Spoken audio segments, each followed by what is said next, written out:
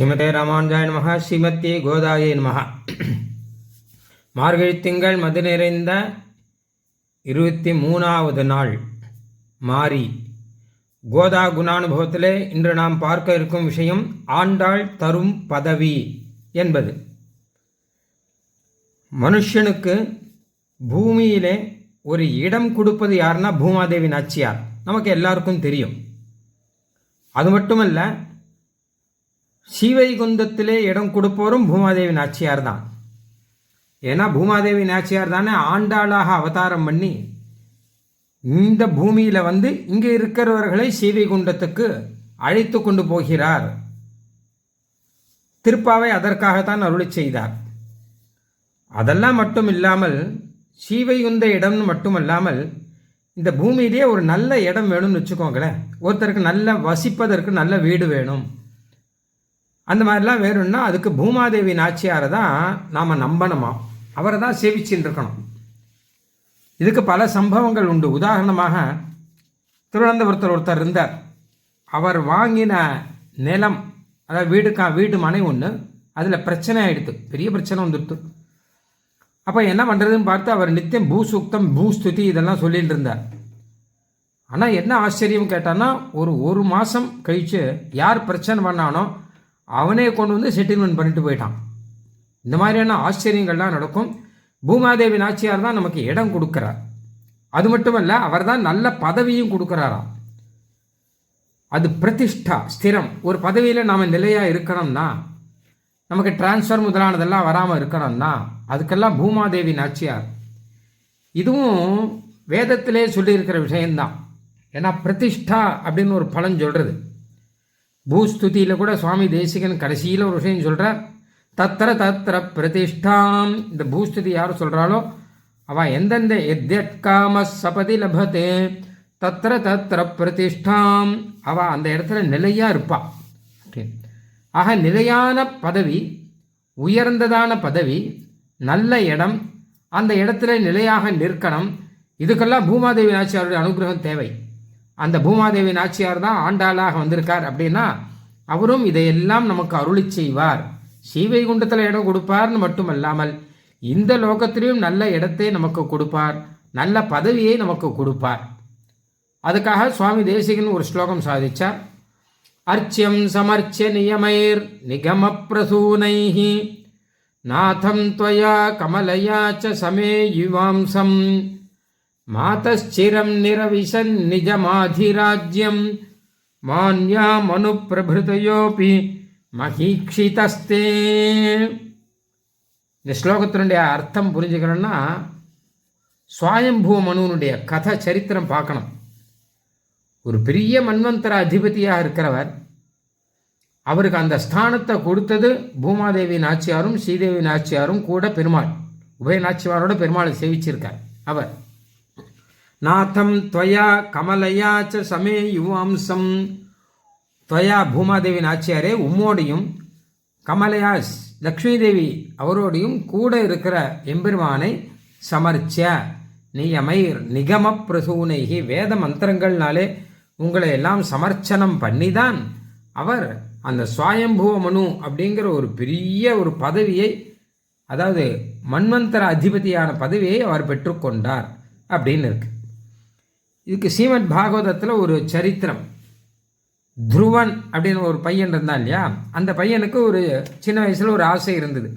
அவள் அப்பா மடியில் உட்காரணும் அப்படின்னு சொல்லிட்டு. அவள் அப்பாவுக்கு உத்தானபாதர் அப்படின்னு பெயர். ஆனால் அது உட்கார முடியாமல் பிடிச்சி தள்ளிட்டா. அந்த துருவனுடைய சித்தியானவள் அப்பா மடியிலேருந்து தள்ளிட்டா. இந்த ஸ்தானம் உனக்கு கிடையாது, அப்பா மடியில் நீ உட்கார முடியாது, அது மட்டும் இல்லை அரண்மனை ஸ்தானமும் உனக்கு கிடையாது, அடுத்த ராஜாவாக சிம்மாசனத்தில் உட்காரலான்னு கனவெல்லாம் காணாதே, எதுவுமே உனக்கு கிடையாது அப்படின்னு நிஷ்டூரமான வார்த்தைகள்லாம் சொல்லி அனுப்பிச்சுட்டான். 5 வயசு பையன். இவனுக்கு அந்த மடியில் உட்காரக்கூடாதுன்னு சொன்னது ரொம்ப கஷ்டமாயிடுது. அப்போ அழுதுண்டே போனான். அப்போ அவனுடைய அம்மா சுனீதின்னு பெயர். அந்த சுனீதி ஒரு விஷயம் சொன்னார். அப்பா, உனக்கு என்ன வேணும்? நல்ல ஸ்தானம் வேணும், உயர்ந்த இடத்துல இருக்கணும், அவ்வளோதானே. அதுக்கு ஒரே வழி தான் ஸ்ரீபூமி சமேதரான பகவானை நீ தியானம் பண்ணணும், அவர் அனுகிரகத்தினால கிடைக்கும் அப்படின்னு சொல்லிட்டு உனக்கு ஒரு சரித்திரம் சொல்கிறேன்னு கேட்டு உங்கள் தாத்தா கதை சொல்கிறேன்னு ஆரம்பித்து சுவாயம்பூவ மனுனுடைய சரித்திரத்தை சொல்கிறான் அந்த குழந்தைக்கு. துருவனுடைய அப்பா உத்தானபாதர், அவருடைய அப்பா தான் இந்த சுவாயம்பூவ மனு அப்படிங்கிறவர். அவர் இந்த லோகம் மொத்தத்தையும் ஆளக்கூடிய ஒரு ஸ்தானத்தில், பெரிய ஸ்தானத்தில் இருக்கக்கூடியவர். அவருக்கு அந்த பதவி எப்படி கிடைச்சிதுன்னு கேட்டான்னா பெருமாளை சேவிச்சு தான் கிடைச்சிது அப்படின்னு இருக்கு. அந்த கதையெல்லாம் சொன்னால் பிரம்மா பிரம்ம பதவியில் இருக்கிறதுக்கும், சிவன் சிவ பதவியில் இருக்கிறதுக்கும், பிரஜாபதிகள் முதலானவர்கள் அவர்களுடைய பதவியில் இருக்கிறதுக்கும், இந்திரன் இந்த பதவியில் இருக்கிறதுக்கும் எல்லாத்துக்கும் காரணம் பெருமாள் தான்.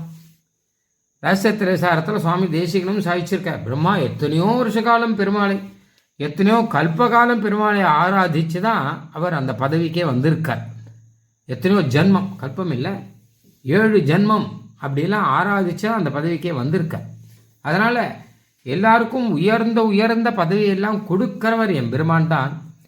அதுவும் வெறும் எம்பெருமான் இல்லை, ஸ்ரீபூமி சமிதமான இல்லை ஸ்ரீபூ நீலா சமேதரான எம்பெருமான் தான் எல்லாருக்கும் கொடுக்குறார்.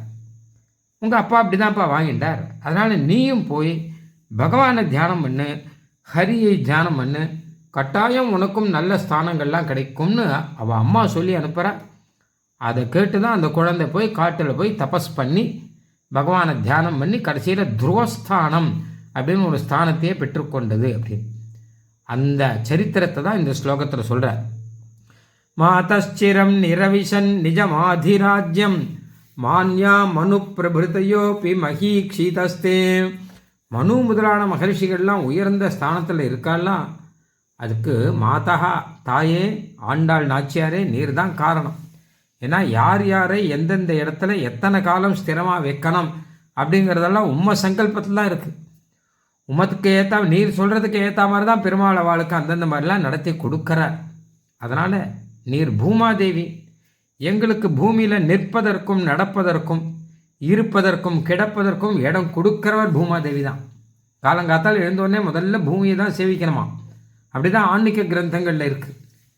பூமியை சேவிக்கணும், பூதரனாக இருக்கக்கூடிய வராக பெருமாளை சேவிக்கணும், பூமியை அளந்தவரான திருவிக்கிர பெருமாளை சேவிக்கணும் அப்படின்னு சொல்கிறது.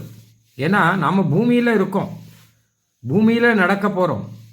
அப்போது இந்த பூமாதேவியை இல்லாமல் நம்மளால் இருக்கவே முடியாது அப்படின்னு அந்த பூமாதேவி நாச்சியார் தான் ஆண்டாளாக அவதாரம் பண்ணியிருக்கார்.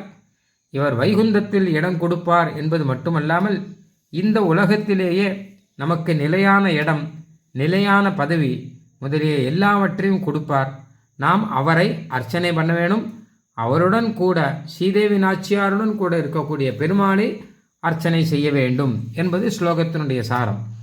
அர்ச்சியம் சமர்ச்ச நியமைர் நிகம பிரசூனைஹி நாதந்த்வயா கமலயா ச சமே இவாம்சம் மாதச்சிரம் நிரவிசன் நிஜமாதிராஜ்யம் மான்யா மனு பிரபிருத்தையோபி மஹீக்ஷிதஸ்தே.